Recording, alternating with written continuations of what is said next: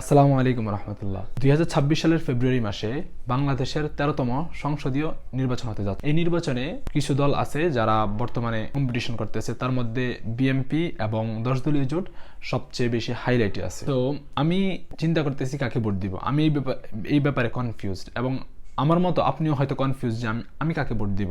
আপনি হয়তো নিজেকে কোশ্চেন করতেছেন যে আমার কাকে ভোট দেওয়া উচিত। তো আমিও চিন্তা করতেছি আমার কাকে ভোট দেওয়া উচিত। তো সেই দিক থেকে আমি কাকে ভোট দিব, এই জিনিসটা আমি কিভাবে নির্বাচন করতেছি, এই জিনিসটা জাস্ট আপনাদের সাথে শেয়ার করা।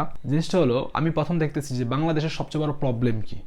বাংলাদেশের মানুষের সবচেয়ে বড় প্রবলেম হলো, এবং বাংলাদেশের সবচেয়ে বড় প্রবলেম হলো কারাপশন বা দুর্নীতি। এই দুর্নীতি যদি আমাদের দেশের সমস্যা দূর হয়ে যায়, এই দুর্নীতির সমস্যা যদি আমাদের দেশের সমাধান হয়, তাহলে আমাদের দেশের 90% প্রবলেমই সমাধান হয়ে যাবে। এই দুর্নীতি আমাদের মূল প্রবলেম। তো আমি চিন্তা করছি, আমি দেখতেছি বা আমি কম্প্যারিজন অ্যানালাইসিস করতেছি যে দুই দলের মধ্যে কারা দুর্নীতির বিরুদ্ধে সবচেয়ে শক্তিশালী স্টেপ নিচ্ছে। যারা দুর্নীতির বিরুদ্ধে সবচেয়ে শক্তিশালী স্টেপ নিবে, ইনশাল্লাহ আমি তাদেরকে ভোটটা দিব। কেন আমি তাদেরকে ভোটটা দিব? দেখেন, আমাদের কিন্তু ভাগ্য পরিবর্তনের সুযোগ সবসময় আসে না।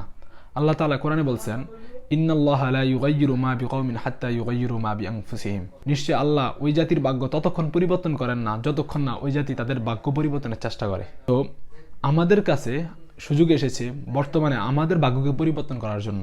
আমাদের চেষ্টা করতে হবে। আমরা জানি না যে তাকে ভোট দিলে কে ভালো করবে, কে ভালোভাবে দেশ চালাবে, কে দুর্নীতিমুক্ত বাংলাদেশ গড়বে, কিন্তু অতীত রেকর্ড বিশ্লেষণ করলে বা অতীতের দিকে তাকালে, বা আমরা যদি 5 আগস্টের পরের অবস্থা বিচার বিশ্লেষণ করি, তাহলে দেখবো যে কারা দুর্নীতি বেশি করছে, তারা দুর্নীতি কম করেছে, এবং অতীত রেকর্ডে কাদের দুর্নীতি রেকর্ড বেশি এবং কাদের দুর্নীতি রেকর্ড কম।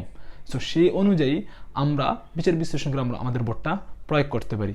কারণ আল্লাহ বলছে আমাদেরকে চেষ্টা করতে হবে। আমাদের এখন চেষ্টাটাই হলো আমাদেরকে ভোট দেওয়া, এবং আমাদেরকে যে ভোট দেওয়াটা, আমরা কোথায় ভোট দিব, আমাদের সঠিক প্রার্থী নির্বাচন করে ওই জায়গায় ভোট দিতে হবে, যেন আমাদের চেষ্টাটা কাজে লাগে। না হলে আমরা যে পরিবর্তন চাই, আমরা যে ইনকিলাব চাই, ওই ইনকিলাব ব্যর্থ হয়ে যাবে। আমি আশা করি আপনারা আপনাদের পছন্দের প্রার্থীকে এবং সবকিছু বিচার বিবেচনা করে ভোট দিবেন।